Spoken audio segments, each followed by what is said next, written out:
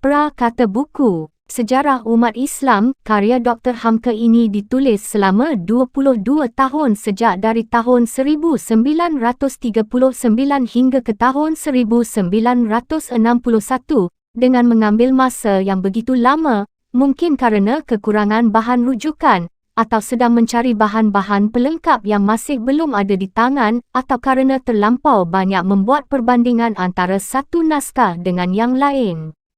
Demikianlah biasanya menulis sesebuah buku kajian dan penyelidikan, selalulah hati penulis berhasrat untuk menulis dan mengeluarkan sebuah buku yang lengkap, sempurna untuk dijadikan bahan rujukan bagi para pembaca yang datang selepas zamannya. Di samping alasan yang disebutkan di atas, berkemungkinan sekali pengarang sangat terdesak untuk memikirkan hal-hal yang lain. Di antaranya masalah revolusi negara yang semangatnya sedang meluap-luap, di mana setiap orang yang berjiwa agama dan kebangsaan turut ikut berevolusi sama, masing-masing dalam bidangnya, yang mana bidang pengarang nyata sekali, iaitu semangat agama, yang biasanya dalam mana-mana revolusi pencapaian kemerdekaan semangat agama itu memainkan peranan yang penting sekali, di samping semangat pengorbanan jiwa dan raga. Sebab itulah, kita dapati di samping berdikit-dikit menulis buku ini, pengarang turut menulis dalam lapangan lain berpuluh-puluh buku lain, kecil dan besar, yang kebanyakannya diselit-selitkan di sana-sini dalam majalah dan surat khabar, kemudian terus dibukukan, khususnya dalam zaman sesudah kemerdekaan Indonesia. Jadi buku ini tidak boleh dipandang sepi begitu saja, kerana dia adalah semacam bingkisan pengarang dari zaman perjuangannya untuk para pembaca, yang mana buku ini seharusnya diterbitkan untuk tatapan semua generasi, satu sesudah yang lain. Dan generasi Melayu di sebelah sini tidak terlepas dari rumpun generasi Nusantara yang besar, yang wajar menyanjungi bingkisan ini. Maka dengan semangat inilah, kami ulangi penerbitan buku ini sekali lagi, meskipun 20 tahun yang lalu sudah pernah diterbitkan di Malaysia oleh penerbit yang lain. Istimewa dalam penerbitan ini, kami cuba membetulkan mana-mana kesalahan yang terdapat pada cetakannya yang terdahulu, khususnya dalam ejaan nama-nama orang dan tempat yang tidak menepati bunyi Arabnya. Kami lengkapkan pada nukilan ayat-ayat Al-Quran dengan nama-nama surah dan nombor ayat-ayatnya, dan pada nukilan hadis-hadis dengan nama-nama perawinya, setelah kami teliti setiap nukilan itu serta membetulkan pula mana-mana yang tidak menepati maksud asalnya dengan menambah dan mengurangi sesuai dengan maksud dan tujuannya yang betul, setelah dirujukkannya kepada Al-Quran dan buku-buku hadis sekadar yang termampu. Dan kami buatkan indeks bagi buku ini yang agak lebih lengkap daripada naskahnya yang lalu. Kami isikan setiap catatan kaki pada halaman yang dimaksudkan supaya mudah diperhatikan. Kami memperbaiki kekurangan di mana-mana bila perlu, semata-mata untuk menjadikan naskah ini lebih sempurna dan kompak. Kini, kami serahkannya ke tangan anda pembaca. Moga-moga kandungan buku ini dapat memberikan banyak faedah dan manfaat kepada sekalian pembacanya. Untuk maklumat para pembaca supaya tidak terkeliru, bahawa buku sejarah umat Islam ini bukan saja membicarakan segala sesuatu mengenai sejarah Nabi Muhammad dan liku-liku sejarahnya saja, sebagaimana biasanya ditulis oleh para penulis sejarah setakat ini. Malah ia mencakup kesemua sejarah umat Islam di merata dunia dalam zaman kemajuannya dan keruntuhannya, termasuk zaman jahiliah, zaman kemajuan Islam dan keruntuhannya, zaman perkembangan agama Islam di negeri-negeri timur, perkembangan Islam di India dan di Afghanistan, zaman perkembangan kerajaan Osmaniyah Turki, dan yang terakhir sekali zaman perkembangan Islam di Nusantara, yakni di Kepulauan Melayu dan Indonesia. Anda akan dapat banyak maklumat dari bahagian ini yang sungguh sangat berfaedah sekali. Buku yang tebal ini mengandungi 7 bahagian, dengan masing-masing bahagian terpecah kepada beberapa fasal, dan tiap-tiap fasal pula berkembang dengan berbagai-bagai judul, kecil dan besar. Melihat tebalnya buku ini saja sudah menjamin yang buku ini mengandungi beribu-ribu fakta sejarah yang penting, yang mungkin kebanyakannya anda masih belum ketemukannya lagi. Sila miliki buku ini untuk diri anda dan untuk sejarah anda. Penerbit 20 Zulhijjah 1414 Hijriah bersamaan 31 Mei 1994 Masehi. Pengantar Jilid 1. Sejarah umat Islam ini telah mulai saya susun tahun 1939 kerana cita-cita hendak menerbitkan buah tangan yang agak besar. Dalam tahun 1941 sudah ada maksud dari penerbit pedoman masyarakat hendak menerbitkannya, tetapi kerana harga kertas sebab akibat perang kian hari kian naik, maka terkendalalah penerbitannya hingga sampai sekarang. Sudah 10 tahun naskah ini tersimpan di dalam peti. Berkali-kali kita telah pindah, sejak dari Medan sampai Padang Panjang, sampai meninjau dengan isteri dan 7 anak. Kadang-kadang berciciranlah barang kecil-kecil dan kitab-kitab, tetapi naskah sejarah umat Islam tetap dipelihara baik dan dijaga rapi, sehingga selamat tidak kurang sehelai jua pun. Ada kira-kira 100 kitab tarikh besar dan kecil yang kita baca seketika menyusun kitab ini, dan sangat kita perhatikan pula kitab-kitab tarikh yang dikarang di zaman baru. Lalu kita karang kitab ini sefasal demi sefasal. Buku ini kita jadikan 4 jilid. Jilid yang pertama lebih dahulu menyelidiki keadaan tanah Arab, ilmu buminya, keturunan penduduknya, penghidupannya, hasil buminya, kepercayaan dan agama yang mempengaruhi pergaulan hidupnya, dan adat istiadatnya, dan hubungan kebudayaan dengan bangsa-bangsa yang ada di sekelilingnya. Dengan mengetahui itu, dapatlah kelak diukur masyarakat semacam mana Nabi besar itu dilahirkan dan bagaimana pengaruh seruannya itu kepada masyarakat tadi.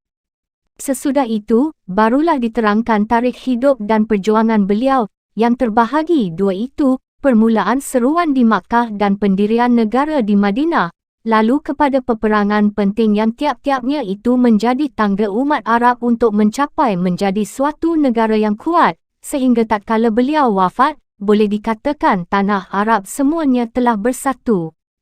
Setelah melihat bagaimana besar perubahan yang timbul lantaran ajaran beliau, hingga bangsa Arab yang memeluk agama Islam itu beroleh jiwa baru dan kemajuan yang pesat, kita masuk kepada fasal yang penting di dalam buku ini, iaitu menerangkan rahsia ajaran Nabi Muhammad dan intipati daripada agama Islam sebagai suatu agama yang telah membangunkan suatu peradaban besar dan kebudayaan tinggi yang tidak dapat dilalui begitu saja.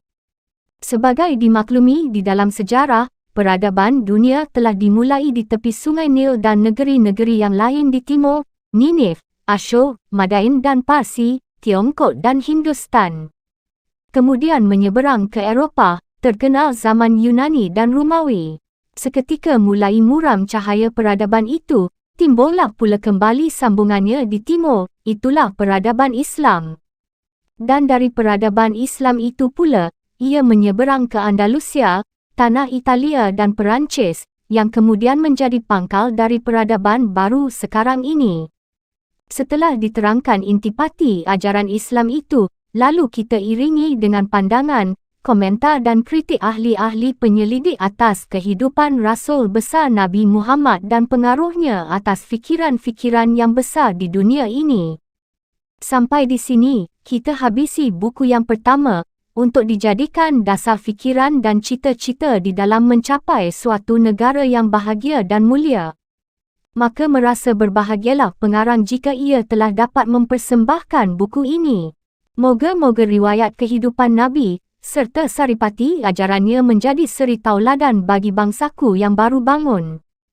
Sungai Batang, Maninjau, Julai tahun 1949 hingga Ramadan tahun 1368.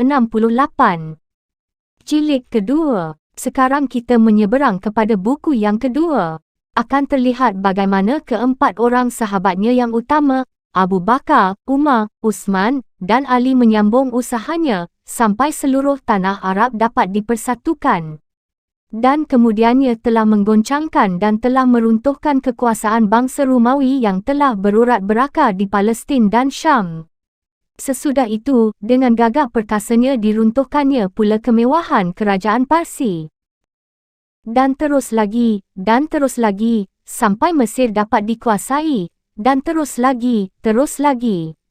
Diteruskan oleh Daulat Bani Umayyah yang dapat menggantikan keempat khalifah itu. Dan pekerjaan Bani Umayyah 100 tahun, dilanjutkan oleh Bani Abbas. Kelihatan puncak kemegahan tarikh kerajaan Islam di Baghdad. Dengan membaca jilid 2 ini, tuan akan bertemu pula pertentangan politik yang mulai timbul sejak Nabi meninggal tentang cara membentuk khalifah sampai oleh Muawiyah dijadikan monarki. Anda akan menemui dalam jilid 2 ini bagaimana menyeberangkan Islam ke semenanjung Iberia, tanah Sepanyol, Tariq bin Ziyad membawa tauhid. Anda akan menemui Abdul Rahman Ad-Dakhil yang masuk ke Sepanyol, mendirikan kerajaan Bani Umayyah yang baru di sana sesudah runtuh di Damsyik. Dan Anda akan menemui bagaimana hebatnya peperangan salib. Riwayat peperangan salib akan menjadi intisari dari buku ini. Waktu itu naik bintang Salahuddin Al-Ayyubi dan Nuruddin Zanki. Membaca riwayat ini Anda akan menemui bagaimana besar pengaruh Islam dan Tauhid di dalam membentuk peribadi bangsa dan manusia. Dengan sedih pula Anda akan membaca pengusiran kaum muslimin dari Sepanyol dan Anda akan melihat bagaimana eratnya hubungan penjajahan Barat Kristian ke tanah-tanah Islam di awal abad ke-16 sebagai sambungan dendam tak sudah dari bangsa-bangsa Barat. Dalam pada itu, Anda akan lihat perjuangan yang tidak habis-habisnya dan Anda akan dapat mengambil kesimpulan, telah banyak cubaan menimpa Islam. Kerap kali dia jatuh, tetapi dia bangun kembali, dan tegak lagi dan berjalan lagi. Islam tidak akan mati. Jakarta, Januari 1951. Jilid ketiga. Pada jilid yang ketiga ini, kita bicarakan pula perluasan agama Islam ke sebelah timur dari tanah tempat mula lahirnya, yakni tanah Arab, iaitu negeri-negeri Iran, Afghanistan sampai melalui pergunungan Hindu Kush dan menuruni daerah curam Khyber Pass yang terkenal, lalu masuk ke anak benua India. Masuknya Islam ke daerah-daerah itu telah membawa perkembangan sejarah yang gilang gemilang dan dahsyat bagi Islam, kaya dengan sejarah-sejarah yang patut diperingati dengan timbulnya orang-orang besar sebagai Mahmud Ghaznawi, Muhammad Al-Ghori, Timulan, Nadir Shah, Shah Ismail Safawi, Jalaluddin Akbar dan lain-lain dalam lapangan kepahlawanan. Dan Ar-Razi, Al-Farabi, Ibn Sina, Omar Khayyam, Al-Firdausi, Abul Fadal Al-Lami dalam lapangan filsafat dan kepujanggaan. Pada pengetahuan saya baru inilah pertama yang ditulis dalam bahasa Indonesia berkenaan dengan perkembangan Islam di Iran, Afghanistan, India dan tempat-tempat lain yang bertalian dengan itu. Mudah-mudahan saja pekerjaan saya ini dapat lebih disempurnakan oleh peminat sejarah Islam yang lain. Jilid keempat. Setelah mengumpul-ngumpul bahan dan mempertautkan tinjauan di sana-sini, tidak kurang dari 15 tahun, barulah sekarang buku Sejarah Umat Islam jilid keempat dapat diterbitkan. Pengarang merasa bahawa jilid inilah yang terlebih berat daripada jilid-jilid yang sebelumnya, sebab belum ada yang memulai menyusun sejarah umat Islam Indonesia yang lebih lengkap untuk dijadikan bahan telaah bagi menyusun yang baru. Sudah ada beberapa buku sejarah yang dikarang oleh orang Islam sendiri, seumpamanya Sejarah Melayu dari Tun Sri Lanang, Hikayat Raja-Raja dari Sheikh Nuruddin Raniri, Tuhfatun Nafis dari Raja Ali Haji, tetapi sangat banyaklah kekurangan pada buku-buku itu. Sebab sejarah Melayu dan Hikayat Raja-Raja Pasai dikarang dalam abad ke-17, semasa Aceh dalam puncak kemegahannya dan Johor sudah jatuh. Tuhfatun Nafis dikarang pada abad ke-19 di Riau, Pulau Penyengat. Terdapat juga sejarah Cirebon, Babat Gianti yang mengisahkan perpecahan Kerajaan Mataram. Ada pula buku-buku lain yang menerangkan sejarah kerajaan Islam yang lain di Indonesia. Tetapi isinya hanya terbatas dalam kerajaan-kerajaan itu saja. Dan lagi, baik sejarah Raja-Raja Pasai, ataupun sejarah Melayu, ataupun Hikayat Marung Mahawangsa, sebagai sumber bahan dalam menyelidik kerajaan Melayu tertua di Semenanjung iaitu Kerajaan Kedah. Semuanya itu tidak ada yang dapat melepaskan susunan sejarah daripada dongeng-dongeng. Bahkan Syekh Nuruddin Raniri sendiri, yang di dalam faham agama termasuk seorang ahli sunnah yang tajam ingatannya dan banyak jasanya dalam hal perkembangan agama Islam, tidak juga dapat melepaskan dirinya daripada menuliskan dongeng-dongeng itu, yang sudah mulai agak teratur tahun-tahunnya, dan riwayat-riwayat kejadiannya ialah Tuhfatun Nafis yang mengisahkan dari hal raja-raja Melayu dan Bugis, buatangan Raja Ali Haji itu. Akhirnya haruslah kita berterima kasih kepada penyelidik bangsa Belanda yang telah banyak menyelidik riwayat kerajaan-kerajaan Islam di zaman kemegahannya. Dengan membaca hasil penyelidik orang Belanda itulah, kita mendapat banyak bahan tentang pertumbuhan Islam dan perkembangannya di Indonesia ini. Merekalah yang memberikan susunan teori sejarah dan kenyataan-kenyataannya, bahkan sampai kepada soal yang berkecil-kecil. Kadang-kadang beberapa orang di antara mereka benar-benar mengadakan studi dan selidik yang mendalam tentang keadaan kerajaan-kerajaan Islam atau perkembangan Islam di satu daerah, baik adat istiadatnya atau dalam dangkal pengaruh Islamnya. Buah penyelidikan itu mereka susun dan mereka karang atau bukukan, dan mereka siarkan di dalam majalah yang khas untuk itu. Tetapi bukanlah perkara yang mudah pula menelan sama sekali hasil penyelidikan mereka itu. Kerana ada dua hal yang mereka tidak dapat melepaskan diri daripadanya, sehingga kadang-kadang penulisan sejarah itu tidak dilepaskan daripada maksud tersembunyi si penyelidik sendiri. Dua hal itu, pertama ialah kepentingan kolonial, kepentingan penjajahan. Kedua ialah kepentingan penyiaran agama Kristian. Dalam hal yang pertama, apabila kita baca, amat terasalah keunggulan pihak Belanda dan kesalahan pihak raja-raja Islam itu. Apabila terjadi suatu peperangan, yang salah dan yang kalah ialah pihak Bumiputra, dan yang menang dan yang benar ialah pihak Belanda. Dan kalau di semenanjung tanah Melayu ialah pihak Inggeris. Seakan-akan tidak dapat dimengerti oleh si penyusun sejarah itu, apakah pendirian raja-raja Bumiputra itu yang menyebabkan dia melawan? Apakah mereka akan dapat menulis lebih dari itu? Niscaya tidak. Demikian pula dari hal penyelidik atau orientalis yang digerakkan oleh penyiar agama Kristian.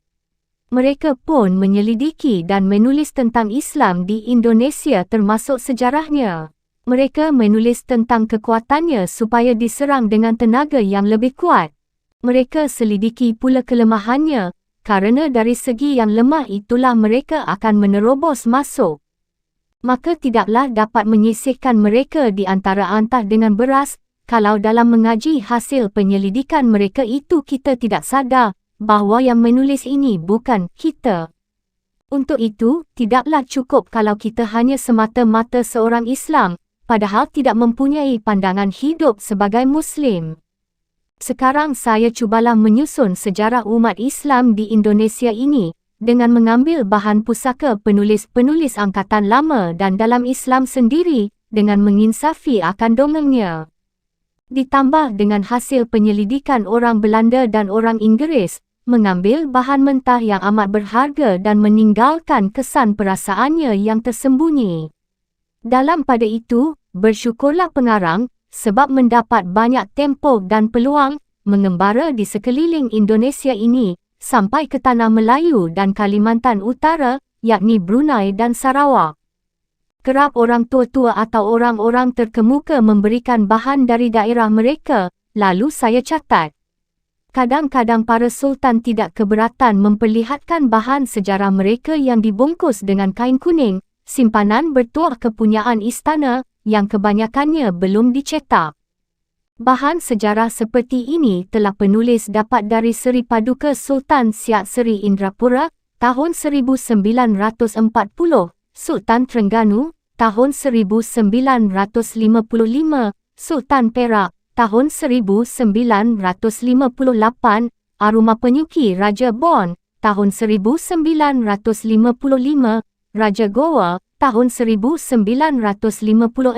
Sultan Perak, Tengku Ahmad Tajuddin Ibni Sultan Mahmud Kedah, dan Sultan Brunei, tahun 1960. Kadang-kadang apabila dibaca catatan-catatan raja-raja Melayu Islam itu, dibandingkan kepada apa yang ditulis oleh pengarang asing, yakni Belanda dan Inggeris, terdapat perbezaan pandangan yang jauh sekali sebagai jilid terakhir dari buku ini.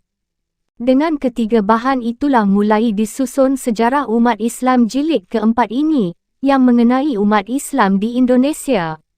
Dengan penuh kepercayaan bahawa pekerjaan ini belumlah sempurna, dan mengharap mudah-mudahan dilanjutkan lagi kelak oleh yang lebih ahli. Moga-moga diberi taufik dan hidayah oleh Allah Subhanahu wa Ta'ala. Amin. Dr. Haji Abdul Malik Karim Amrullah, Kebayoran Baru, Jakarta tahun 1961. Bahagian pertama, Keadaan Tanah Arab. Fasal pertama, Ilmu Bumi. Daerah Tanah Arab. Daerah Tanah Arab atau Jazirah Arab atau Semenanjung Arabia itu terletak di sebelah barat daya negeri Asia. Sebelah ke utara berwatas ke negeri Palestin, perkampungan Badui Syam dan negeri Iraq. Di sebelah timur berwatas ke Teluk Parsi, Teluk Oman.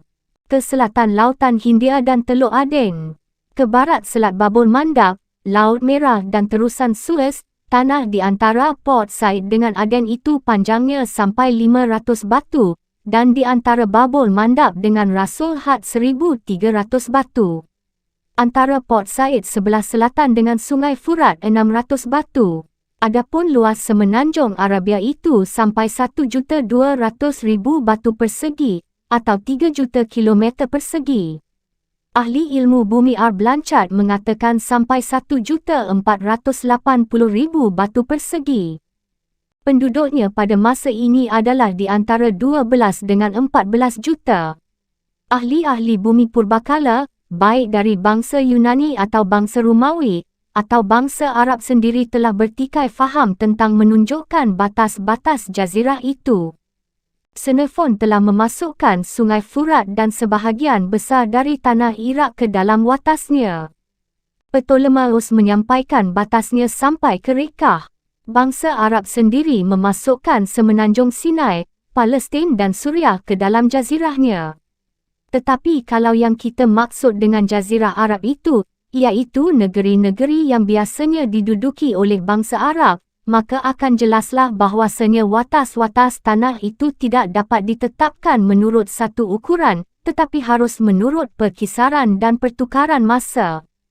Di zaman dahulu tempat-tempat yang didiami oleh bangsa Arab itu memanjang sampai ke tepi Sungai Furat sebelah barat dan sampai pula ke tepi Sungai Nil, sebab di zaman pemerintahan Raja-Raja Firaun bangsa Arab itu menegakkan kemahnya juga di pinggir Sungai Nil sampai ke pinggir Lautan Merah. Bangsa Mesir sendiri mempunyai pandangan sejak zaman purbakala bahawasanya tanah-tanah yang di sebelah timur negeri mereka sampai ke watas negeri Babil hanya terhitung satu negeri saja, iaitu negeri Arab. Apalah bedanya dengan orang Sumatera yang datang ke tanah Minahasa misalnya? Walaupun dia orang Bengkulen atau orang Tapanuli, namun semuanya mereka hitungkan saja satu asal, iaitu orang Sumatera. Lantaran itu maka pembicaraan kita sekarang ialah memandang Jazirah Arab menurut pandangan sekarang, bukan pandangan purbakala. Sampai sekarang masih banyak lagi tumpak-tumpak tanah Arab itu yang belum diketahui, meskipun penyelidikan kejurusan itu tiada pernah dihentikan. Ahli-ahli pengetahuan dari hal bumi dari bangsa Amerika paling akhir ini amat bersungguh-sungguh melanjutkan penyelidikan itu, yakni sejak Raja Ibnu Saud mengizinkan suatu maskapai Amerika membuka suatu tambang minyak yang paling besar di Al-Hassa. Dari pengetahuan yang ringkas yang telah disusun oleh para ahli penyelidik, bahawa sebahagian besar tanah Arab itu terdiri dari bukit-bukit batu, yang melandai menuju padang lapang tanah Suriah dan Selat Parsi. Di antara bukit-bukit yang terkenal di sebelah barat ialah Bukit Sinai. Tingginya 8,700 tanda pagar kaki.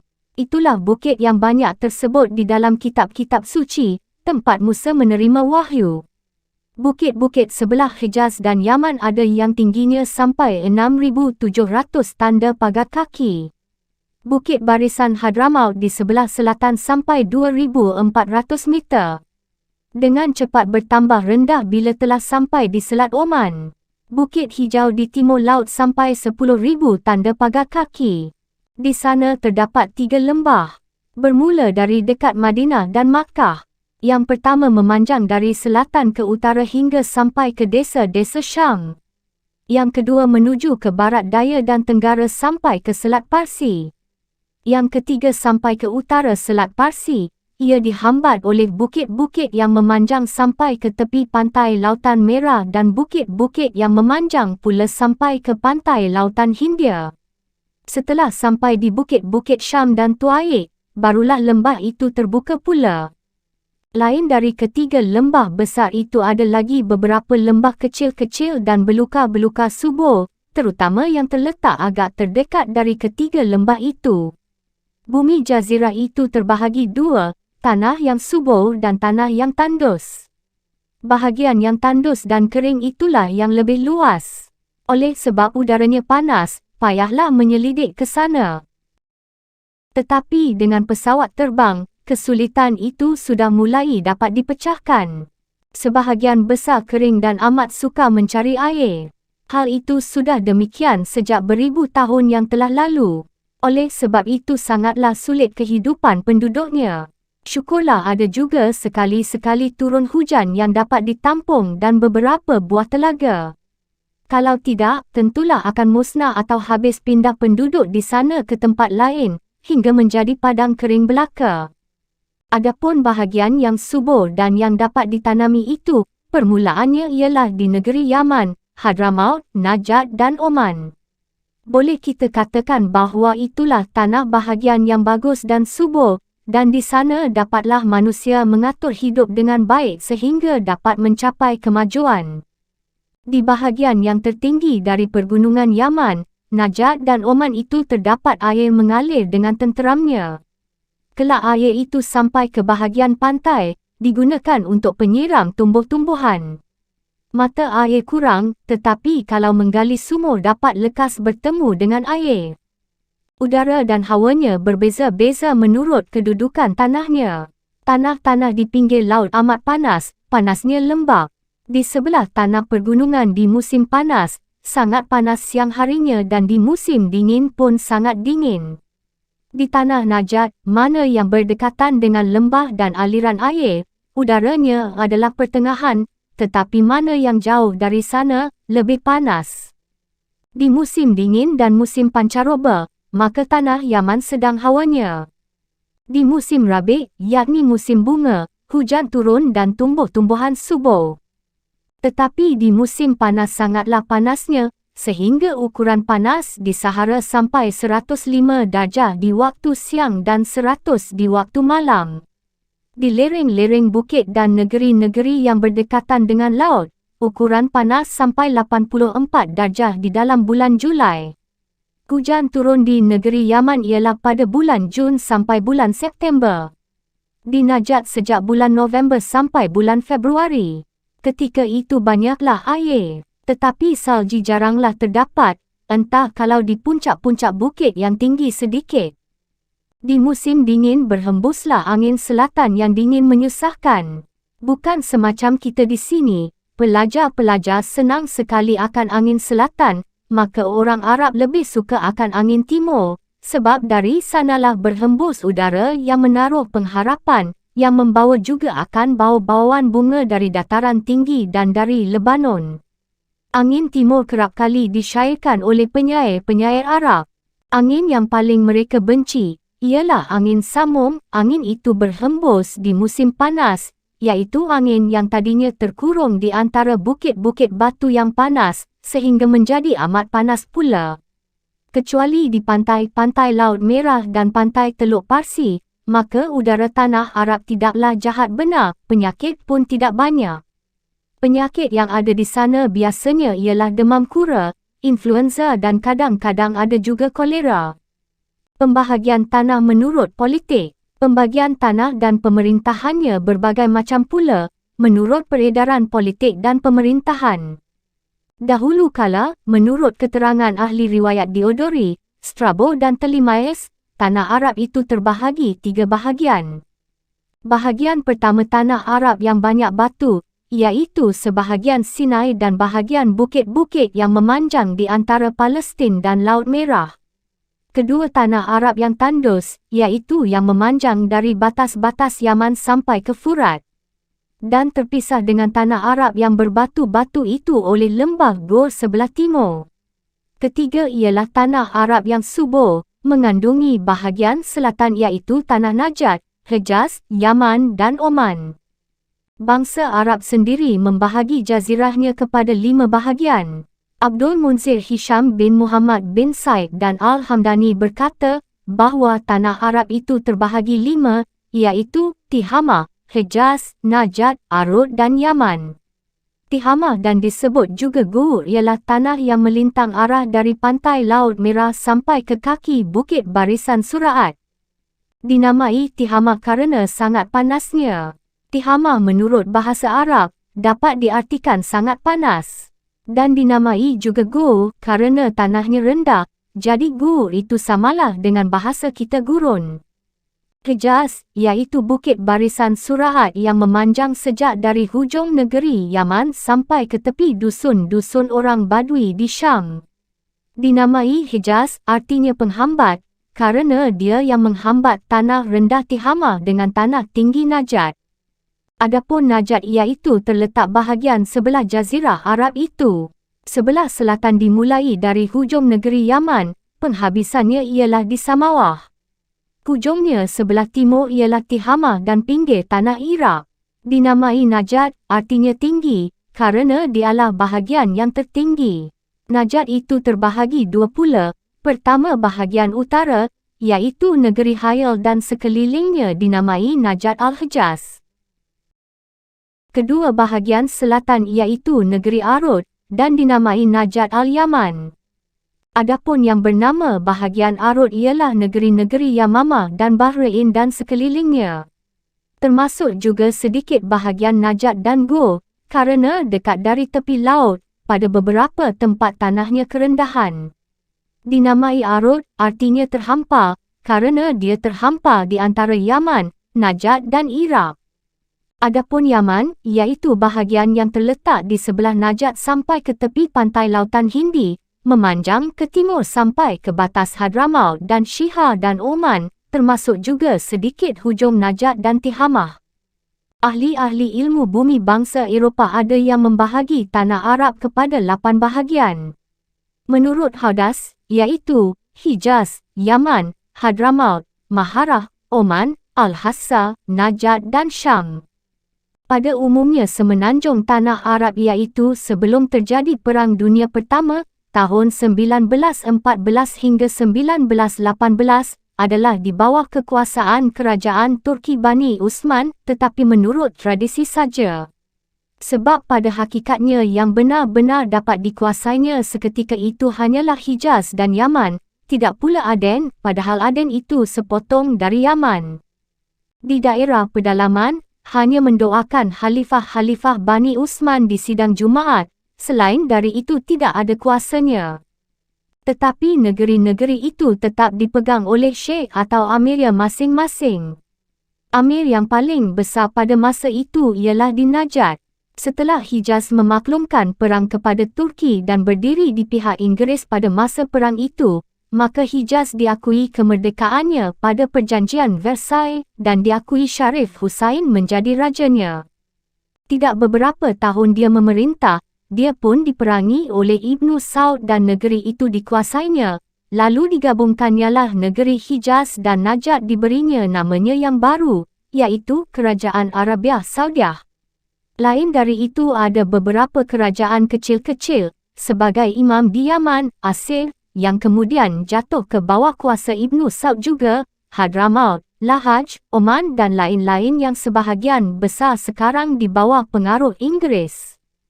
Hasil bumi. Tadi sudah kita nyatakan bahawa negeri itu terbahagi 2, yang subur dan yang kering. Yang kering itu lebih luas sehingga sukar mengambil hasilnya, kecuali kalau ilmu pengetahuan kelak dapat memperbaiki itu, entah berapa tahun lagi. Bukanlah laut mati, yang mati itu sudah dapat dihidupkan orang dengan ilmu pengetahuan, sehingga mendatangkan hasil yang banyak, sebagai garam dan potash. Adapun bahagian yang subur itu, banyak juga hasil yang dapat dikeluarkannya. Beberapa orang ahli tumbuh-tumbuhan bangsa barat sudah menyelidiki tumbuh-tumbuhan di sana. Di Foskal, Nierbohe, Botte, Schoenfurth dan A. De Vleers adalah nama ahli-ahli pengetahuan dari hal tumbuh-tumbuhan yang telah menyelidiki khasiat dan kegunaan tumbuh-tumbuhan di tanah Arab. Setengah dari hasil tanamannya ialah kopi dan korma. Keduanya boleh dikatakan hasil yang sangat dimuliakan dan menjadi mata pencarian bangsa Arab. Korma makanannya yang terutama, kopi dapat dikirimnya ke luar negeri, terutama di negeri Yaman, kopi yang dimasyhurkan mocha. Di zaman Kompeni Belanda melakukan sistem monopoli di tanah air kita ini, kopi mocha, yakni kopi Arab, itu telah dicuba ditanam di negeri kita. Adapun korma itu tumbuh kebanyakan di daerah-daerah pedalaman sebagaimana di Hijaz, Najd dan Al-Hassa. Di Hijaz ditanam orang pohon balsam, iaitu semacam tumbuh-tumbuhan yang boleh diambil minyaknya dan dijadikan ubat gosok, baunya harum. Di sebelah utara ditanam orang As-Sana, iaitu semacam tumbuh-tumbuhan yang daunnya biasa diambil menjadi peluntur. Di tanah air kita disebut namanya Sana Maki, artinya sana yang tumbuh di negeri Makkah. Di tempat yang subur banyak ditanam orang bawang, buah tin, pisang, tebu, tembakau, kapas, gandum, kacang pol, kacang rendah, kacang hijau, kol, bunga mawar, yasmin, lada, narjas, lengkuas, sepedas, niknak, ruku-ruku, zaitun, limau manis dan segala macam jeruk, paca, lada hitam, serai, ubi, kucai dan lain-lain. Di musim memetik buah penduduk Makkah, digenangi oleh makanan dan buah-buahan demikian, yang datang dari Wadi Fatimah, Taif dan lain-lain. Binatangnya ialah unta dan kuda. Dua macam itulah ternak yang terpenting dihasilkan dari semenanjung tanah Arab. Dari unta mereka mendapat hasil yang amat besar, sebagai hasil pohon enau di kampung kita, dagingnya dimakan, kulitnya dijual, bulunya dijadikan benang, susunya diminum dan dia boleh pula memikul beban berat dari satu tempat ke tempat lain dalam perjalanan berpuluh hari. Binatang itu sabar, tahan dan kuat menahan lapar, haus dan panas. Kuda dapat diambil buat kenderaan, buat pencukupkan perlawanan perang, menyerang negeri atau menangkis musuh. Kuda yang paling bagus ialah kuda Najd. Raja-raja Arab yang bersahabat dengan orang besar-besar Eropah memandang satu pemberian yang amat berharga sekali kalau dia menghadiahkan kuda itu. Selain dari kuda ialah keldai, binatang kecil yang kuat. Setelah itu kambing dan gambal biri-biri. Sapi hanya sedikit saja, kerana dia tidak tahan benar hidup di tempat kering sebagai tanah Arab itu. Anjing dipergunakan orang pengembalakan ternak. Ayam juga dipelihara orang, demikian juga itik dan angsa. Ikan tawar sedikit saja, tetapi ikan laut banyak di tepi pantai tanah Arab, terutama di tepi pantai Lautan Hindi. Di beberapa negeri dicuba orang mengeringkan ikan itu. Binatang liar yang terdapat di sana ialah serigala, beruang, kancil, musang, dan rusa. Demikian juga burung unta, kera, tenggiling dan seumpamanya. Yang biasa diburu orang ialah kijang, arnab, yakni tikus Belanda, ayam hutan, puyuh dan berbagai ragam burung. Burung-burung yang lain ialah helang dan gagak. Burung-burung semacam ini banyak benar di padang pasir tempat orang lalu lintas. Kalau ada unta yang mati, di dalam masa yang tidak berapa lama hanya akan tinggal tulangnya saja, kerana akan datang burung itu beramai-ramai memakannya. Terdapat juga di situ binatang berbisa, seumpama ular, lipan dan kala. Belalang terlalu amat banyak dan bermusim-musim. Kalau musimnya datang, selalu merugikan. Habis musnah tanaman muda dimakannya, sehingga tinggal ranting saja. Itulah sebab belalang itu oleh bangsa Arab dinamai jarahat, artinya licin tandas, sebab licin tandas tanaman bila dihinggapinya, beribu-ribu sekali hinggap. Tetapi kalau digoreng dan dimasak bukan main enaknya, barangkali kerana makanannya daun-daun saja. Binatang merayap dan juga sebagai lawa-lawa, tikus rumah, tikus tanah, kucing, harimau akar, harimau besar, singa dan bermacam-macam binatang yang hidup di tanah panas. Dahulu belum diketahui orang benar berapa banyak logam yang dapat dikeluarkan dari tanah Arab. Tetapi sejak pemerintahan Ibn Saud telah diizinkannya beberapa orang ahli logam bangsa Eropah menyelidiki. Sesudah di Iraq, maka sekarang di dekat Al-Hassa telah digali orang minyak tanah. Di sebelah Hadramaut, Yaman, Oman, terdapat sedikit tembaga, besi, timah dan terdapat juga garam darat. Di Laut Bahrain dikeluarkan orang mutiara, di pantai Yaman dikeluarkan orang marjan. Orang kota bekerja menenun kain, membuat hamparan, menyamak kulit. Orang Hadramaut dan Yaman suka sekali berladang, kerana tanahnya lebih subur. Orang Badui lebih suka memelihara ternaknya, untanya, kuda, kambing dan biri-birinya. Dari Yaman keluar kopi mocha yang terkenal, demikian juga permata akik, minyak ambar, kulit binatang dan lain-lain. Dari Oman keluar minyak attar, kasturi, za'faran, gading gajah, kelapa dan lada. Tetapi hasil yang amat terpenting ialah mutiara dan yakut, dua jenis permata mahal yang amat berharga di dunia. Dari Najat keluar minyak samin dan kuda Arab. Dari luar negeri dimasukkan barang-barang keperluan sehari-hari. Di zaman sekarang banyak dimasukkan motor dan mesin-mesin. Perhubungan lalu lintas. Perhubungan lalu lintas yang masyhur ialah Damaskus, Madinah, Makkah, Ma'an, ibu kota Syarqil dan sekarang, Badar, Hunain, Makkah, Mesir, Semenanjung Sinai, Madain Saleh, Pantai, Al-Waj, Badar, Hunain, Makkah. Baghdad, Badui, Najat, Makkah, Yaman, Aceh, Taif, Makkah, Hudaidah, Sana'a, Aden, Sana'a. Demikianlah jalan perhubungan yang telah berlaku beratus-ratus tahun, yang dilalui dengan kafilah. Di dalam zaman pemerintahan Sultan Abdul Hamid, beliau perbuat propaganda besar membuat jalan kereta api wakaf sejak dari Syam sampai ke Madinah. Maksud mulia itu dapat berhasil. Tetapi setelah beliau dimakzulkan di tahun 1908, terhentilah usaha itu.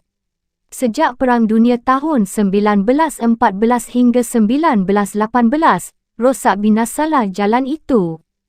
Tetapi sekarang, dengan usaha kerajaan-kerajaan Arab, terutama Mesir dan Saudi Arabia, telah ada perhubungan jalan udara yang tetap di antara Jeddah dan Mesir. Itu adalah lanjutan daripada perhubungan dengan kenderaan motor yang telah menjadi soal biasa sejak zaman kemajuan ini. Perhubungan laut ialah dari Pelabuhan Suez, Jeddah, Hudaidah, Aden, dengan pantai-pantai pelabuhan benua Afrika atau pantai lautan Hindi. Dengan melalui negeri Muscat dan Bahrain kita dapat ke Parsi dan India. Fasal kedua, asal-usul bangsa. Di zaman kemajuan pengetahuan baru seperti sekarang ini, mempelajari asal-usul dan sumber bahasa menjadi jenjang yang terpenting di dalam menyelidiki dari mana asal-usul suatu bangsa dan pertaliannya dengan bangsa yang lain. Setelah diselidiki orang bahasa Arab dengan penyelidikan secara ilmu pengetahuan baru, serta diperbandingkan dan dipersangkut pautkan dengan bahasa-bahasa Ibrani, Asyur, Babil dan Punisia, ternyatalah bahawa sekalian bangsa itu berdekatan dan pokok asalnya hanya satu saja. Yang menambah bukti bahawasanya asal-usul bangsa itu satu adanya, ialah melihat kepada bentuk dan perawakan, seperti rambut hitam, janggut tebal, warna kulit dan lain-lain menurut dasar biologi dan antropologi, yakni ilmu asal-usul keturunan dan ilmu menyelidiki bentuk tubuh manusia. Dari hasil segenap penyelidikan itu dapatlah ditetapkan bahawa bangsa Arab itu tergolong bangsa Sam atau Semites. Go-Ustaz Lebon berkata bahawasanya beberapa zaman lamanya, bangsa Arab itu telah ada juga.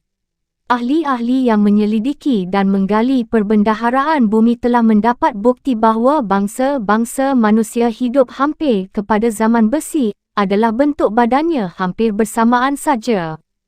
Orang yang mempelajari asal-usul bahasa perdekatannya dengan bahasa yang lain menyangka bahawasanya lapangan luas yang terletak di antara dua buah sungai besar Furat dan Dajlah Tigris, demikian juga tanah Kaukasus dan sebelah utara tanah Arab, dahulunya didiami oleh satu bangsa saja, bahasanya pun satu pula, iaitu bahasa Sam.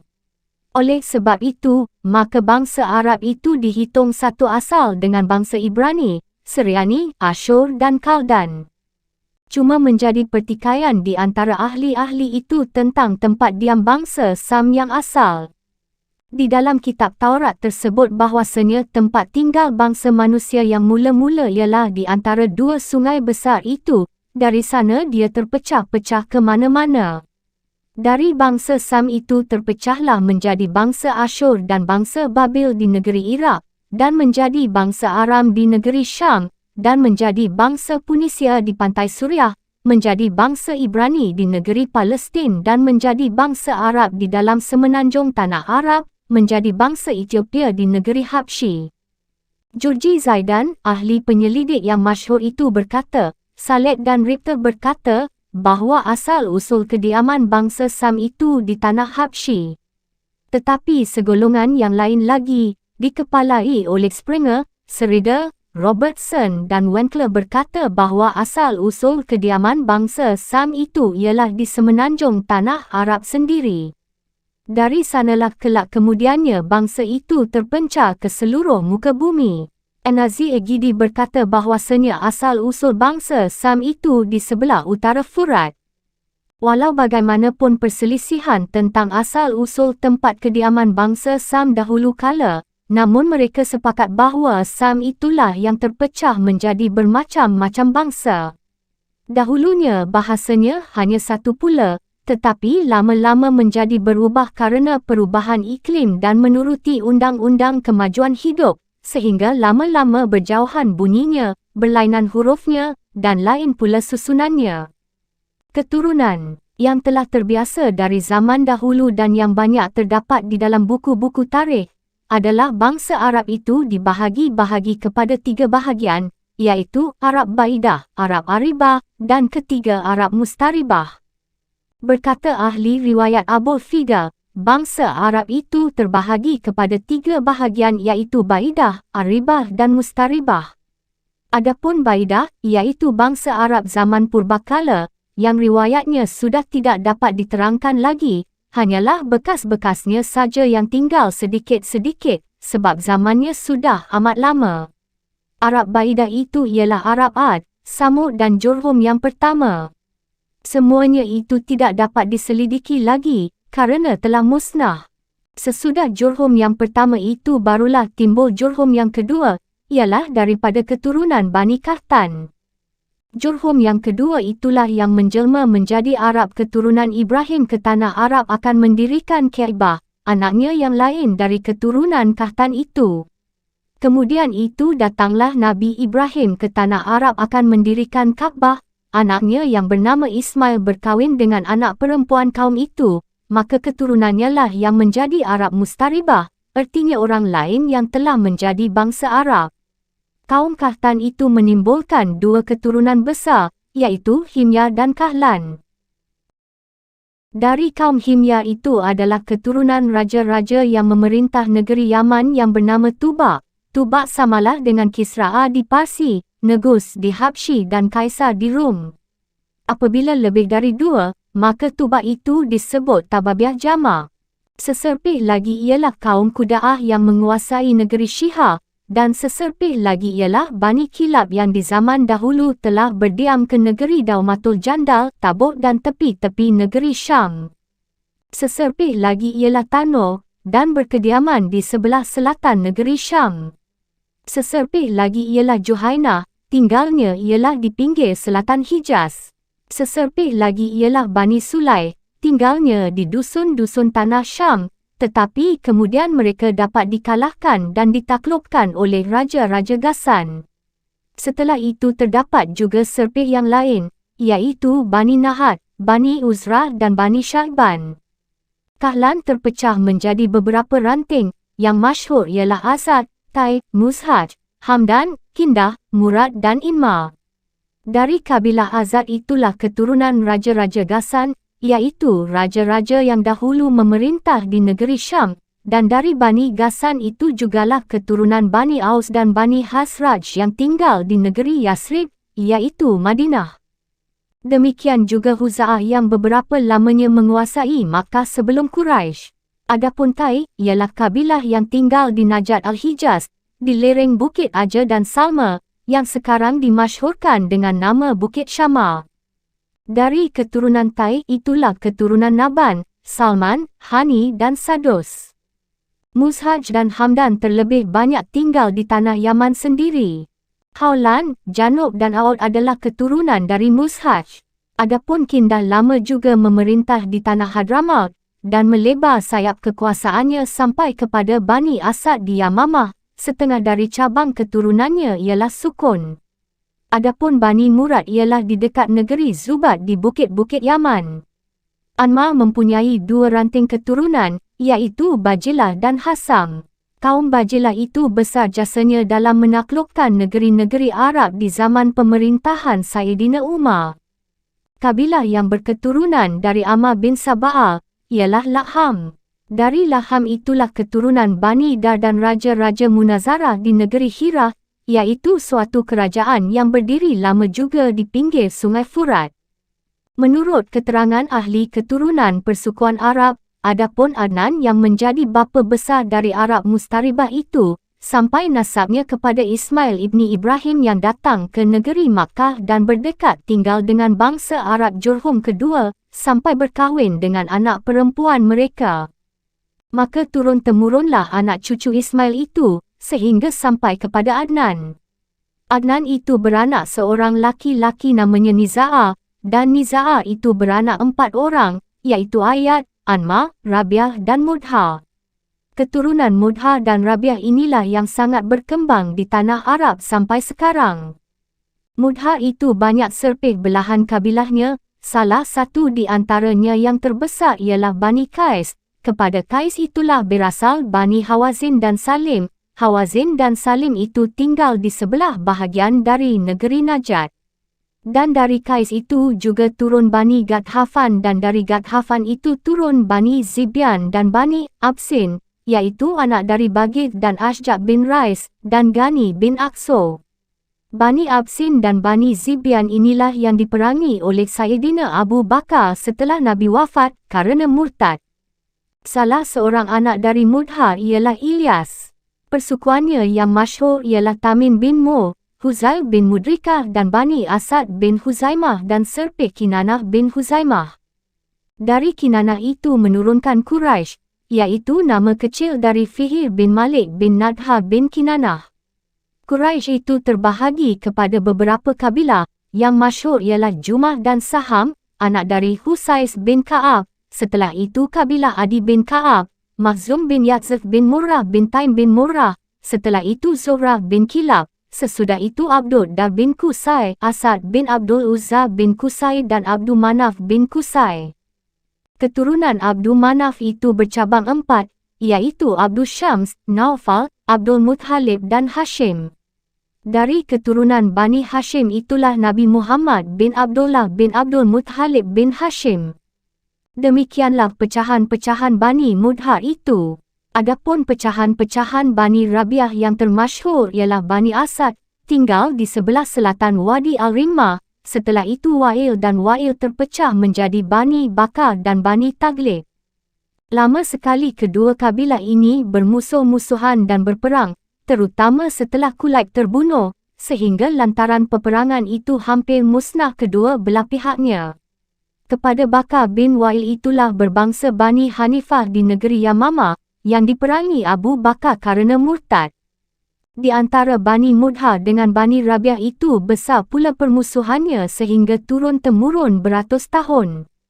Biasa Bani Rabiah meminta bantuan kepada Arab Yaman di dalam hendak memerangi belahannya Bani Mudha itu. Demikianlah ringkasan nasab bangsa Arab dan keturunannya itu, kita terangkan dengan ringkas. Tetapi masih banyak juga ahli-ahli riwayat yang tidak dapat memegang dengan teguh. Sebagaimana Adnan, nenek moyang dari Nabi Muhammad, hanya sehingga dialah ahli tarikh dapat menentukan dengan terang silsilah nenek moyang baginda Nabi, ke atasnya sampai ke Nabi Ibrahim sudah mulai ragu, sudah mulai ada 2 atau 3 macam keterangan mereka, meskipun sah Nabi Muhammad itu keturunan Nabi Ibrahim dan sah tidak ada kabilah atau persukuan lain yang tercampur di antara Adnan dengan Ismail. Al-Ustaz Ahmad Amin, seorang di antara guru besar pada Universiti Fuad pertama di Mesir menulis di dalam bukunya Fajrul Islam, beberapa orang pengarang telah mengambil perhatian sangat di dalam menyusun silsilah keturunan nasab kabilah-kabilah itu, serta ranting-ranting dan serpih belahannya, dan telah banyak mereka susun kitab-kitab menyatakan itu. Tetapi nasab-nasab ini tidaklah dapat ditanggung kebenarannya semuanya. Ditanya orang Imam Malik dari hal seorang laki-laki yang sanggup menyatakan nasabnya sampai kepada Nabi Adam, maka benci beliau mendengarkan itu seraya beliau berkata, dari mana dia tahu? Lalu dikatakan orang pula, sampai kepada Sayyidina Ismail. Lalu Imam Malik menjawab, siapa mengkhabarkan kepadanya? Tetapi walaupun ada perselisihan tentang kebenaran atau tidaknya nasab-nasab, namun penduduk utara dan penduduk selatan tanah Arab tetap berlain bahasanya dan bentuknya berbeza juga sedikit. Bahasa orang Yaman pada masa itu berbeza dengan bahasa orang Hijaz, tentang nahunya dan syarafnya. Bahasa orang Yaman itu lebih banyak terpengaruh oleh bahasa Habsyi dan bahasa orang Akkad, dan bahasa orang Hijaz lebih banyak terpengaruh oleh bahasa Ibrani dan Nabti. Pendeknya, banyaklah perbedaannya penduduk utara dan penduduk selatan itu, baik di dalam kehidupan sehari-hari, atau di dalam jalan ilmu pengetahuan dan peradaban, iaitu menuruti tinggi rendahnya jalan pergaulan dan masyarakat sedaerah. Bangsa Arab terutama yang tinggal di kota, telah banyak pergaulan dengan bangsa lain yang maju, dengan kerajaan Mesir sudah lama ada perhubungan perniagaan, sebab orang Mesir banyak membeli batu-batu permata yang mahal, gading gajah dan minyak adha, yang didatangkan oleh orang Arab dari India dan Afrika.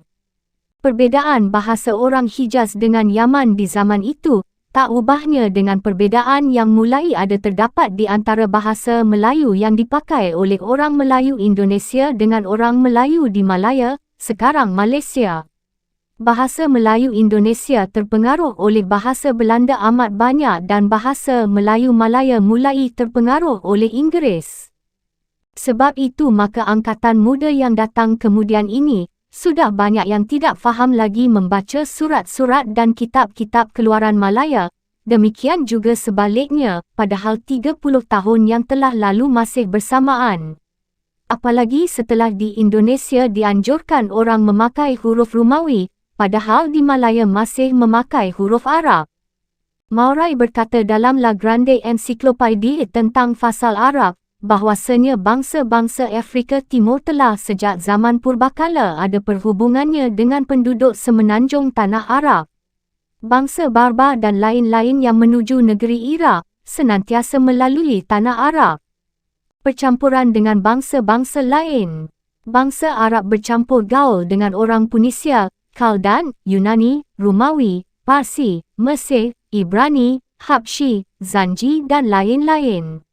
Pendeknya dengan beberapa bangsa dan kabilah, ada lantaran berpindah, ada lantaran berdekatan negeri dan juga lantaran menyerang negeri orang atau diserang orang lain, yang semuanya itu menjadi sebab yang terpenting daripada pertukaran manusia dari satu keadaan kepada keadaan lain.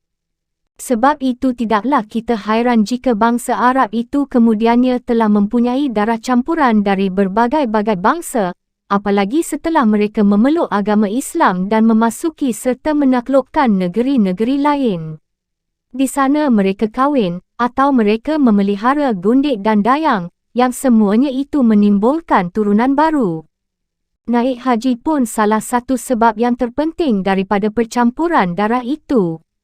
Di sana berkumpul kaum muslimin dari berbagai-bagai bangsa, berkenal-kenalan di antara satu dengan yang lain, ada bangsa Mesir, Suriah, Hindi, Tionghoa, Parsi, Zanji, Habsyi, Morocco, Algeria, Indonesia, Siam dan lain-lain. Banyak persemendaan dan permenantuan, sehingga sekarang ini 65% dari penduduk Makkah itu adalah bangsa campuran dari seluruh darah umat Islam.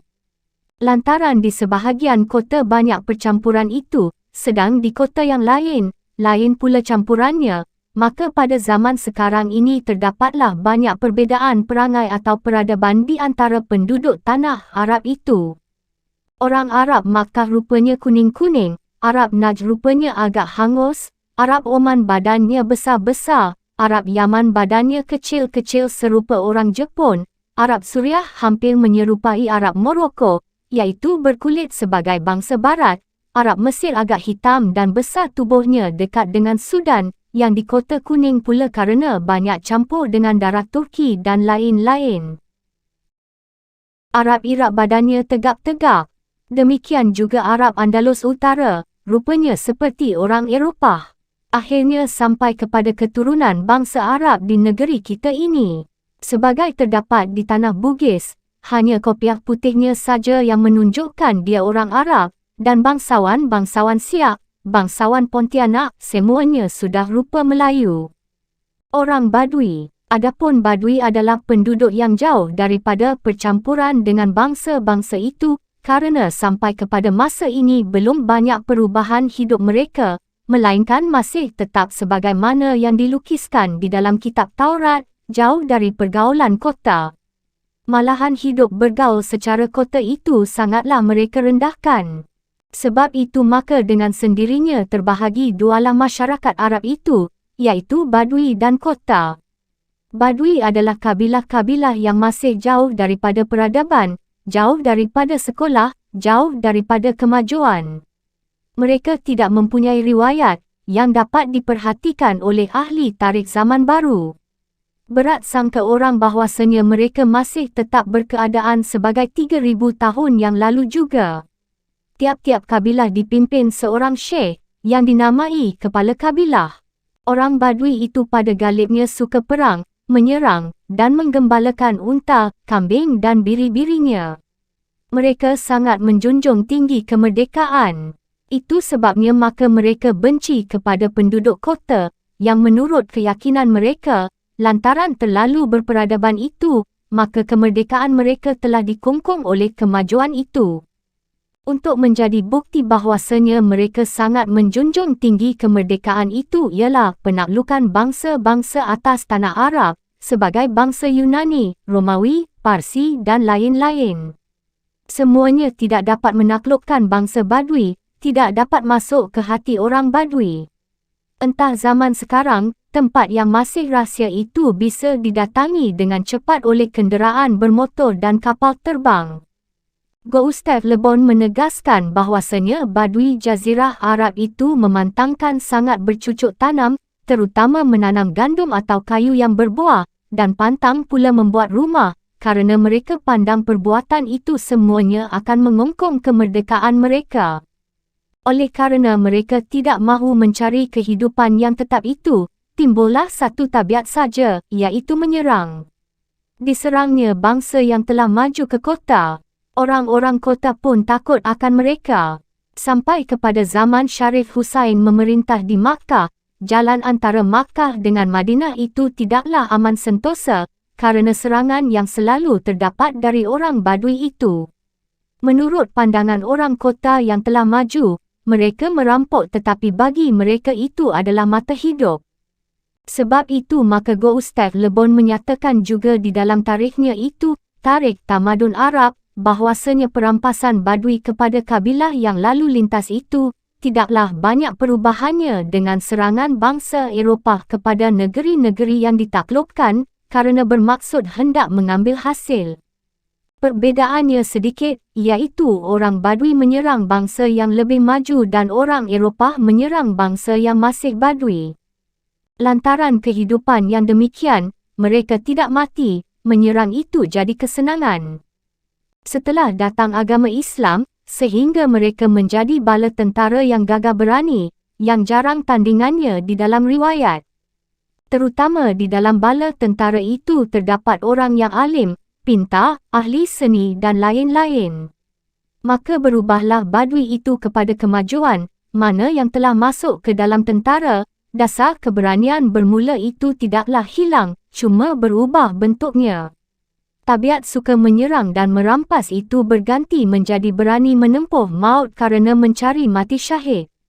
Tabiat mereka yang tadinya sudi menolong orang lain yang nyata lemah, berganti menjadi gagah berani dan tangkas.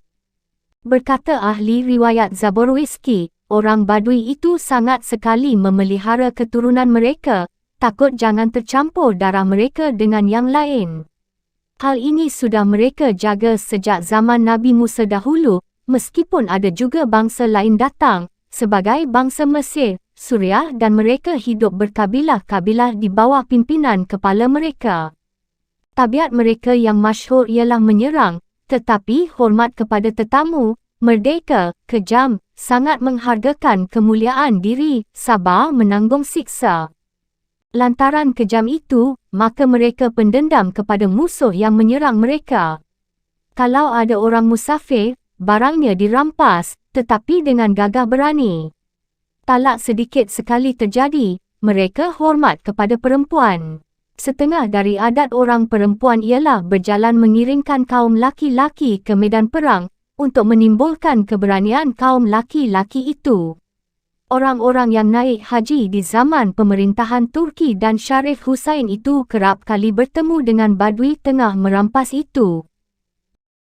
Mula-mula dilepaskannya tembakan dari puncak bukit, isyarat menyuruh kabilah itu berhenti dan tidak perlu melawan. Kalau terjadi perlawanan, maka sangatlah mereka peliharakan benar jangan sampai anak-anak dan orang perempuan kena tembak, tetapi yang laki-laki mudah saja mereka bunuh. Sebaliknya kalau ada orang haji yang berjalan sendirian di kampung orang Badui yang kemarin atau tadi pagi menjadi perampok itu, mereka itu jugalah yang akan menolong dan memelihara orang itu, menghantarkannya dari satu perhentian ke perhentian yang lain atau menerimanya menjadi tetamu di dalam kemahnya sampai 3 hari, sampai kelak dia selamat tiba di suatu kota. Demikianlah kehidupan yang ganjil dari bangsa Badui itu. Pada zaman sekarang dari sedikit ke sedikit kemajuan dunia yang sangat cepat jalannya ini, mulai juga sampai asapnya ke tanah Badui. Sesudah Nabi Muhammad dan Khalifah Umar tidak ada orang besar-besar yang memperhatikan nasib Badui itu, sudah 1300 tahun lamanya. Barulah sekarang Raja Ibnu Saud menjadi seorang Raja Arab yang terbesar, telah dapat memimpin kaum Badui yang ada dalam tanah airnya kepada kemajuan. Kaum itu diperintahkan bersawah ladang, berternak dan diberi kampung. Kepala-kepala rampok di tanah Hijaz itu ditangkap. Kalau ada terjadi perampokan di dekat sebuah dusun Badui, sedang perampoknya tidak kedapatan, maka seluruh isi dusun itu disiksa, didenda, dihukum, sehingga keamanan kembalilah ke tanah Arab. Sebagai di zaman Umar Amin Raihani, filosof Arab, mengakui bahawa sejak Umar, meskipun sudah ada Muawiyah, Al-Mamun dan Salahuddin, belum ada yang memikirkan dari hal nasib hidup Badui itu, barulah setelah Ibnu Saud menjadi Umar kedua. Orang kota. Adapun orang kota, berlain bentuknya menurut perlainan bentuk masyarakatnya pula, ataupun perlainan bangsa-bangsa yang dekat dan bergaul dengan mereka. Orang kota di Jazirah Arab telah bercampur dengan berbagai-bagai bangsa, sebagai Zanji, Ibrani, Punisia dan lain-lain. Perbezaan percampuran itu, sudah menjadi barang yang biasa, adalah sangat besar pengaruhnya kepada adat istiadat. Sebab itu Arab Najat berlainan dengan Arab Oman, Arab Hijaz berlainan dengan penduduk Yaman. Ahli-ahli sejarah berselisih tentang tabiat mereka itu.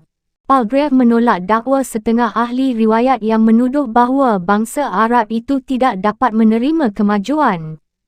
Beliau berkata bahawasanya pada tabiat bangsa itu nampak bahawa ada persediaan buat maju, buat memakai alat-alat baru, kereta api, mesin-mesin dan seumpamanya, asal ada orang yang memimpinnya lebih dahulu ke jurusan itu. Karena mereka adalah yang sebagus-bagus jenis manusia di muka alam ini. Semuanya itu, kata beliau, dapat saya buktikan setelah saya selidiki dan buktikan sendiri dengan mata kepala saya di semenanjung itu sendiri. Zaborowski berkata, adapun jenis Arab itu, telah sepakat ahli riwayat menyatakan bahawa mereka adalah yang semulia-mulia jenis bangsa manusia. Kita takjub dengan mereka, sebagai takjubnya penyelidik yang lain juga, demi melihat bagusnya persediaan mereka di dalam kesopanan, sebagai tahu akan harga kemuliaan diri dan lain-lain perangai mulia.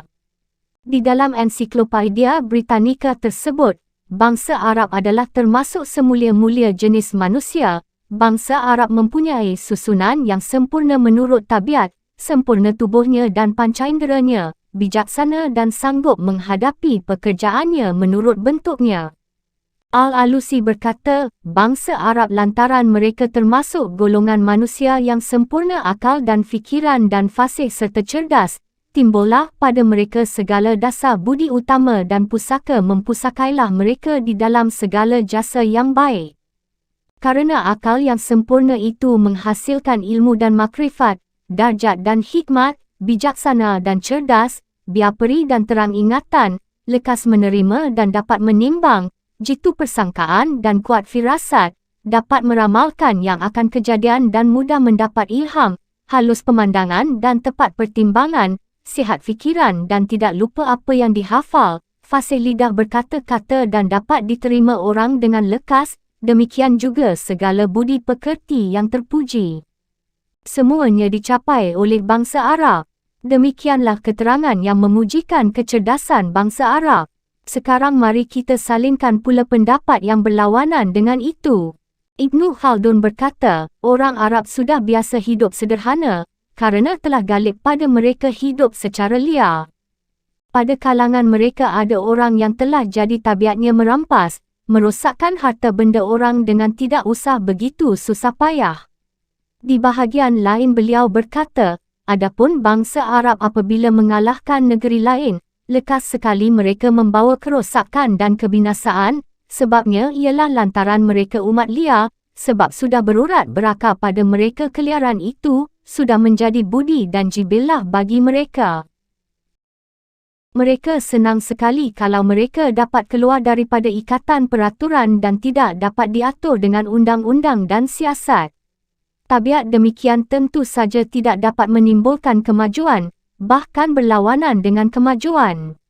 Pendeknya kebiasaan mereka hanyalah satu, iaitu mengembara, bertualang dan mengalahkan orang lain.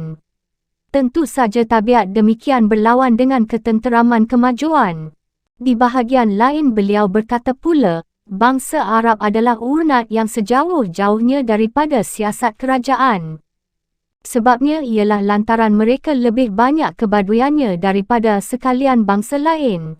Mereka tidak kenal akan kekurangan, tidak merasa perlu kepada kehidupan yang mewah-mewah sebab sudah terbiasa hidup susah, hidup mengembara.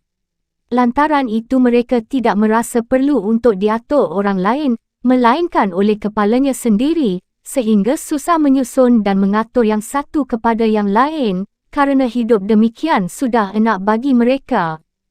Meskipun mereka ada mempunyai kepala-kepala, maka hajatnya kepada kepala itu hanyalah lantaran hendak menyusun asabiah saja. Kepala-kepala itu terpaksa mesti berlaku hanya sebagai ketua saja, tidak boleh berlaku keras kepada mereka, padahal suatu kerajaan atau pemerintahan perlu kepada pemimpin yang kuat.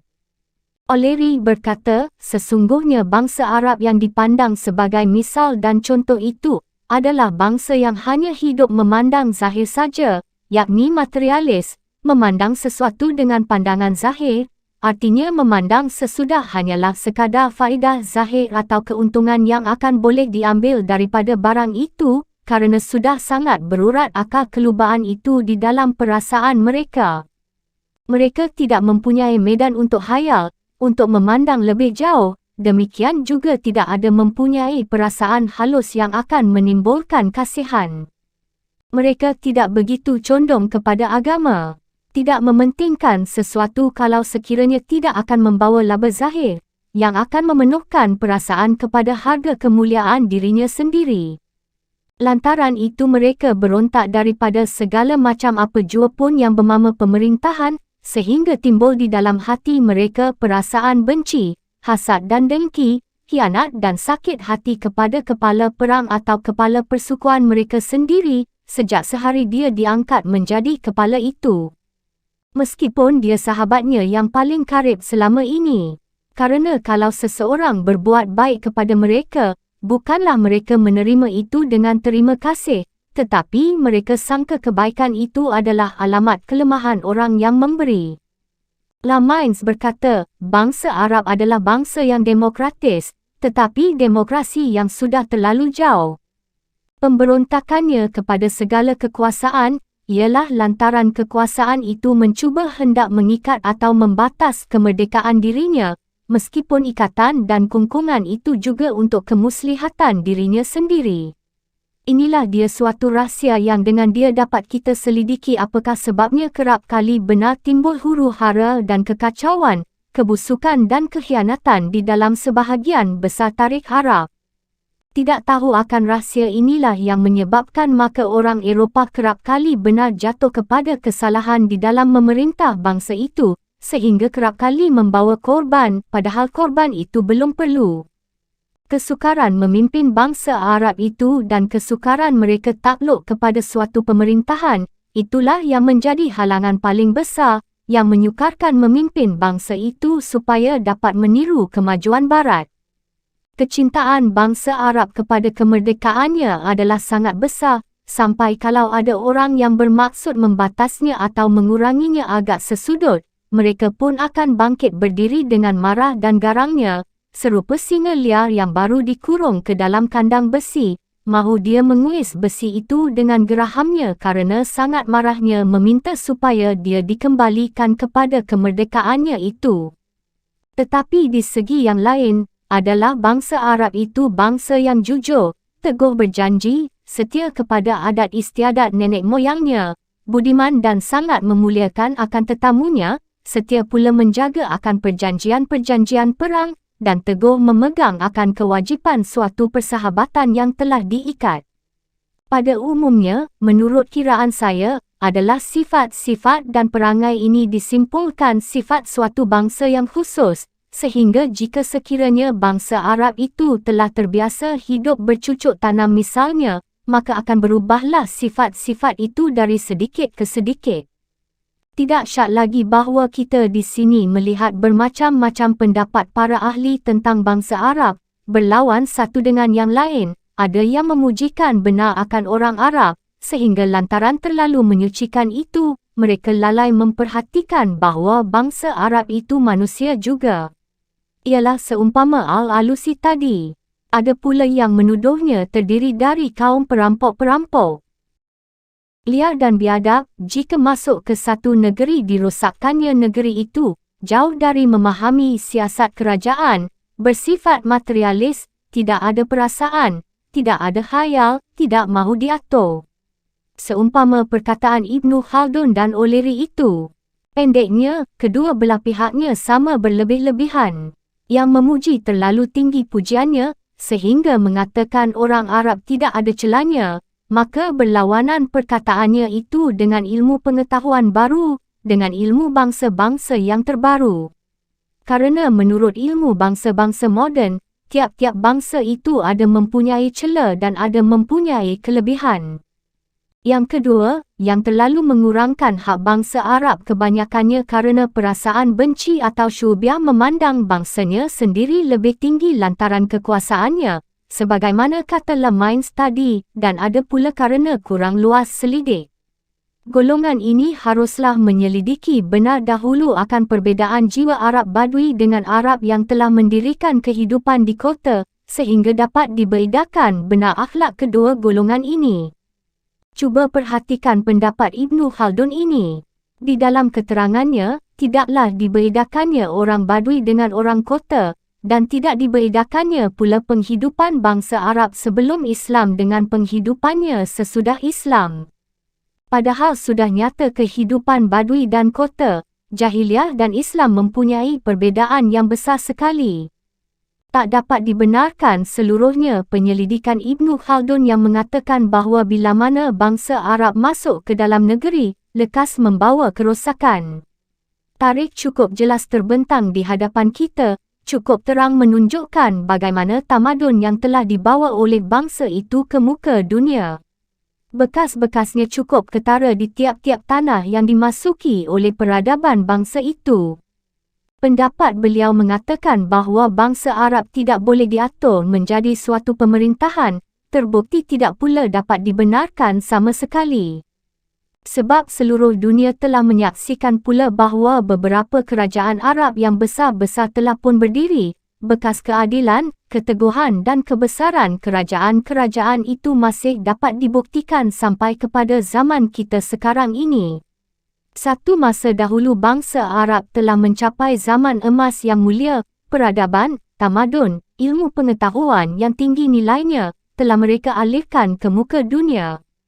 O'Leary mensifatkan bangsa Arab sebagai kaum yang hanya dapat takluk kepada zahir, dipengaruhi harta benda, tamak dan loba, tidak begitu peduli kepada agama. Semuanya itu tertolak oleh hikayat-hikayat kemuliaan, budiman, dermawan bangsa Arab yang tertulis di dalam beberapa buku yang tebal-tebal, cerita-cerita yang benar-benar kejadian. Tetapi lantaran jarang bertemu tandingannya, kadang-kadang disangka sebagai dongeng. Keyakinan mereka kepada agama dan jihad mereka mempertahankan agama yang mereka yakini, tidaklah bersuluh batang pisang lagi, tetapi bersuluh matahari, bergelanggang di mata orang banyak. Hanya bangsa Arablah yang telah terlalu banyak menumpahkan darah kerana setia kepada agama. Kata O'Leary bahawa bangsa Arab kurang kuat ingatan, kurang halus perasaan, bolehlah ditolak dengan membaca syair dan buah kalam bangsa itu, yang tidak pula kalah dengan kesusasteraan bangsa yang lain. Lihat syairnya tentang tasawuf, tentang cinta, tentang rindu, tentang keberanian, syair perang, adab, filosofi dan lain-lain. Dante di Itali, Goethe di Jerman dan Schiller terpengaruh oleh keindahan syair-syair Arab itu. Adapun bangsa Arab dilihat kepada bentuk tubuhnya, adalah mereka pukul rata tinggi agak kurus. Kecuali beberapa keturunan di sebelah Yaman, panjang, mukanya putih kuning, tetapi di tempat yang agak panas, warnanya agak dekat kepada merah sawo, matanya hitam, demikian juga rambutnya. Rambut itu kasar, keningnya tinggi sedikit, hidungnya mancung, mulutnya kecil, telinganya kecil pula, bijak, lekas mengerti, lekas dapat dibangkitkan kemarahannya, terutama apabila tersinggung kemuliaan dan kehormatannya. Kalau telah marah itu, tangannya lekas sekali memegang pedangnya hendak berkelahi, walaupun kadang-kadang kurang difikirkannya kebesaran dan kekuatan musuhnya. Perang itu sudah menjadi kebiasaannya. Orang Hadramaut dahulu kala datang ke Indonesia ini ialah kerana hendak membeli bedil, sebagai orang Ambon membeli sepatu, dan orang Minang merantau mencari duit membeli sawah. Mereka suka kepada kemerdekaan, suka kepada persamaan, dan di dalam hati masing-masing, mereka merasa bahawa keturunan mereka lain dari yang lain dan darah mereka lebih tinggi. Fasal ketiga, Tarikh Arab sebelum Islam, penyelidikan zaman baru. Sudah menjadi ilmu yang umum di dalam kalangan bangsa-bangsa selama ini, bahawa bangsa Arab sebelum Islam terdiri dari beberapa kabilah Badui yang tidak mempunyai tempat tinggal tetap, terputus perhubungannya dengan bangsa yang telah lebih jauh kemajuannya, sebagai bangsa Romawi, Yunani dan Mesir. Demi setelah diselidiki oleh ahli-ahli riwayat zaman baru, ternyatalah bahawa persangkaan demikian amat keliru. Bahkan perhubungan bangsa Arab sudah lama sekali dengan bangsa yang maju itu, baik dalam perniagaan maupun peradaban. Penulis riwayat zaman baru ini banyak yang telah menghabiskan umur, harta dan benda dan berletih tulang memasuki tanah Arab, hendak mencari persangkutan zaman kini dengan zaman purbakala itu, semata-mata berkhidmat kepada ilmu pengetahuan. Dalam tahun 1825, 3 orang penyelidik, iaitu W.F. Humphrey, M.O. Tamisier dan C.G. Ehrenberg telah datang ke Tihamah dan Asif J. Halevi dalam tahun 1869 dan Edward Galasser tahun 1890 telah datang ke Jauf dan Maghrib. C. Crattendu dan J.R. Wellsted datang menyelidiki Hadramaut dalam tahun 1835. Evan Reid dan W. Wan tahun 1843 dan Hirik dalam tahun 1893 datang ke Maskat. Newberg ketika akan berangkat ke India, telah masuk juga ke Maskat.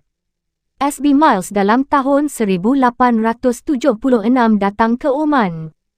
Bekat tahun 1814, Sir Richard ziarah ke Hijaz tahun itu juga. G.F. Sadli pernah ke Najat, G.A. Wallin tahun 1862. C. Doty tahun 1875. C. Huber tahun 1883. Dan banyak lagi yang telah ziarah ke seluruh negeri-negeri di pedalaman tanah Arab itu, sampai ke beberapa padang pasirnya. Ada yang hendak mengetahui riwayat keturunan bangsa, ada yang mempelajari jenis binatangnya, ada yang mempelajari jenis logamnya dan macam-macam lagi yang lain, yang semuanya itu banyak sekali menambah keterangan dan ilmu berhubung dengan jazirah itu. Bahan riwayat Arab itu adalah terbahagi dua, ada yang tertulis di dalam buku-buku dan ada pula yang terdapat pada bekas-bekas lama, pada runtuhan batu-batu atau pada ukiran-ukiran. Kitab-kitab itu ada yang di tangan bangsa Arab sendiri dan ada pada luar Arab. Yang terdapat di dalam bekas lama, ada di dalam tanah Arab sendiri, sebagian di Hijaz, Yaman dan lain-lain dan ada pula di luarnya, sebagian pada bekas bangsa Babil, Asyur, Mesir dan Punisia. Kitab yang paling tua, yang menuliskan beberapa tarikh Arab, ialah Al-Quran. Di sana ada tertulis beberapa perkataan tentang bangsa Arab yang telah lama musnah, sebagai Ad, Samud dan beberapa riwayat raja-raja Yaman atau banjir besar yang merosakkan beberapa empangan di Marib, yang bernama Sailul Arim. Riwayat-riwayat di dalam Al-Quran itu tidaklah berlebih-lebihan, dan apa yang dikatakannya itu semua pada masa ini sudah dapat dibuktikan dengan penyelidikan ilmu. Lain dari Al-Quran adalah tarikh sebagai karangan Ibnul Atsir, Sirah Ibnu Hisham, Tarikh At-Tabari, Murjuz Zahab, Iqdul Farid, Ibnu Khaldun dan lain-lain. Untuk menyelidiki riwayat jahiliah sebelum Islam, dapat dicari pula di dalam syair-syair, sebagai syair Abu Tamam, Abu Zaid Al-Hilali, Tabakat Ibnu Qutaibah dan lain-lain. Dan selain dari tarikh dalam kalangan Arab sendiri, terdapat juga di dalam kitab Taurat, atau tarikh karangan Herodotus, Strabo, Baltius, Ptolemaios dan lain-lain. Bahan-bahan yang terlukis di batu-batu dan runtuhan rumah-rumah lama itu banyak di Hadramaut, di Yaman dan di sebelah selatan tanah Arab. Tetapi yang telah musnah itu belumlah terbuka semuanya sampai sekarang ini. Di bekas-bekas perumahan kuno dari bangsa Babil terdapat kalimat yang bunyinya, Meluk, dan satu kerajaan Arab tua bernama Mu'an, terdapat di salah satu runtuhan rumah lama itu tertulis, Maniam. Batu-batu itu ditulis 3,000 tahun sebelum Nabi Isa dilahirkan. Sungguh pun begitu, tarikh-tarikh kemudian banyak juga yang berlebih-lebihan, tercampur dongeng dan keterangan yang kurang masuk akal. Sekarang ahli-ahli masih belum puas menyelidiki. Di negeri Suriah, Palestin dan Iraq, sekarang, sengaja diadakan undang-undang buat melindungi barang-barang kuno Arab sebelum Islam. Menurut keterangan ahli riwayat bangsa Arab, Arab purbakala, berkata Ibnu Khaldun, adapun Arab Ad itu, ialah keturunan daripada Ad bin Aus bin Iram bin Sam. Tempat diam mereka yang mula-mula ialah Ahqaf Aram, suatu tempat di antara Yaman dengan Oman, menuju Hadramaut dan Shirha.